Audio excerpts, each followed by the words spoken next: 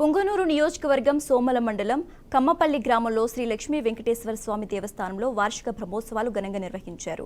గరుడ సేవ కార్యక్రమానికి ముఖ్య అతిథులుగా రాష్ట్ర రవాణా శాఖ మంత్రి రాంప్రసాద్ రెడ్డి, నియోజకవర్గ టీడీపీ ఇన్ఛార్జ్ చల్లా రామచంద్రారెడ్డి హాజరయ్యారు. మంత్రి రాంప్రసాద్ రెడ్డికి మహిళలు మంగళహారలతో స్వాగతం పలికారు. వేద పండితులు పూర్ణకుంభంతో ఆలయంలోకి స్వాగతించారు. అనంతరం మంత్రి ప్రత్యేక పూజలు నిర్వహించారు. మంత్రి రాంప్రసాద్ రెడ్డికి స్వామివారి చిత్రపటం, తీర్థ ప్రసాదాలను ఆలయ నిర్వాహకులు అందించారు.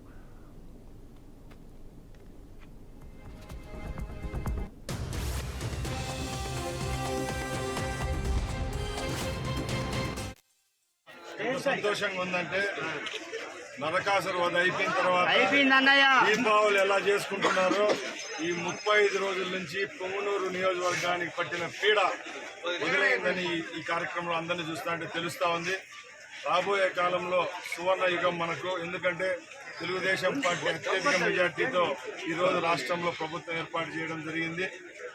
ఉండే 175 నియోజకవర్గాల్లో గత 5 సంవత్సరాలు ఎక్కడ లేని విధంగా అన్యాయాలు అయితేనేం, ఆక్రమణ అయితేనేం, దాడులు అయితేనేం జరిగిన మొట్టమొదటి నియోజకవర్గము ఈ పొంగనూరే. ఈరోజు ఇక్కడ ప్రజల ముఖాల్లో ఆనందం చూస్తా అంటే ఎంతగా ఉందంటే, రేపు రాబోయే కాలంలో పొంగనూరు నియోజకవర్గాన్ని అభివృద్ధి పదంలో నడిపించేదానికి సోదరులు చల్లాబాబు గారు మీ వెంట ఉన్నారు. ఈ జిల్లా నుంచి మంత్రిగా నేనున్నా. పాత కాలంలో జరిగిన తప్పులు రాబోయే కాలంలో జరగవని హామీ ఇస్తున్నాం.